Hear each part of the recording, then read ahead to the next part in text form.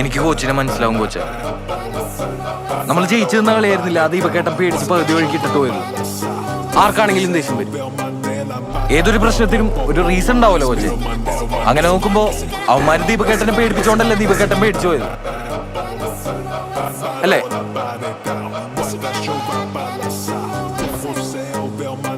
കൊച്ചിനിപ്പൊ തോന്നുന്നത് അവന്റെ തലടിച്ചു പൊട്ടിക്കാനല്ലേ? നമുക്ക് ഇവന്മാരോടൊന്ന് സംസാരിച്ചു നോക്കിയാലോ? സംസാരിച്ചിട്ടൊക്കെ വാ. നേരായി ഇവന്മാരോട് കളിക്കണം. ഇനി എനിക്കെന്നെ കൺട്രോൾ ചെയ്യാൻ പറ്റില്ല ചോദിച്ചു.